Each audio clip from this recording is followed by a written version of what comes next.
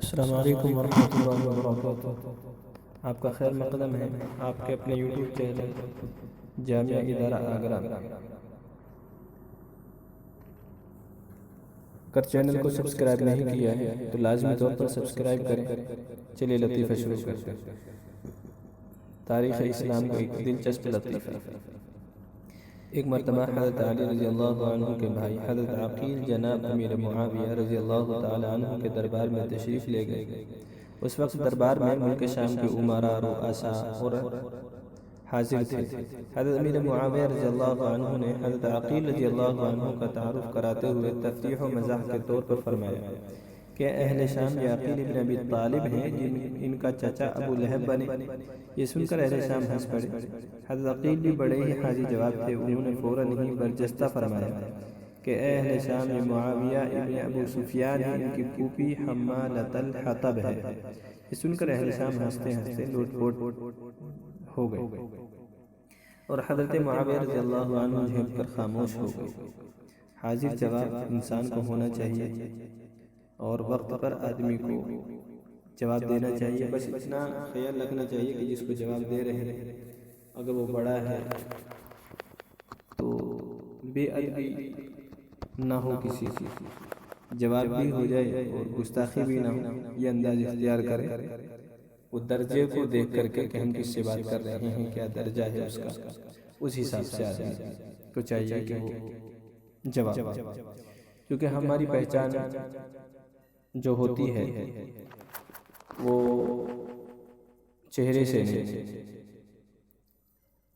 بلکہ ہماری زبان سے ہوتی ہے کہ ہم کتنے پڑھے لکھے ہیں۔ ہمارے ماتھے پر نہیں لکھا ہے کہ ہمارے پاس کتنی ڈگریاں ہیں، بلکہ جب زبان کھلتی ہے تو پتہ چلتا ہے کہ کتنا پڑھا لکھا ہے۔ چلیے دوسرا لطیفہ شروع کرتے ہیں۔ موت کی دعا۔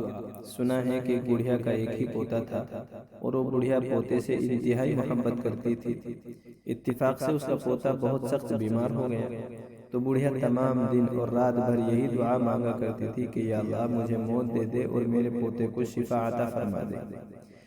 محلے کے شریر لڑکے بڑھیا کی دعا سنتے سنتے تنگ آ گئے۔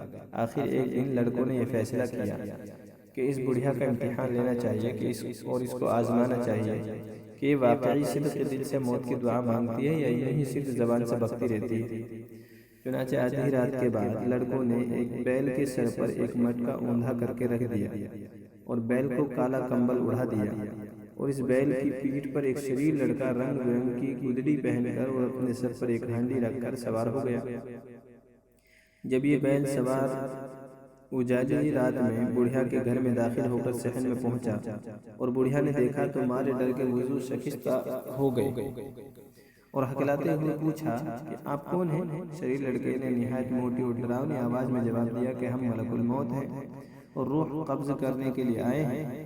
یہ سننا تھا کہ بڑھیا کا سانس لمبا لمبا چلنے لگا اور بڑھیا کہنے لگی کہ حضور ذرا دیکھ بھال کر روح قبض کیجئے گا، میں بیمار نہیں ہوں، میرا پوتا بیمار ہے اور اس کی چارپائی وہ ہے جو آپ کے پیچھے بچھی ہے۔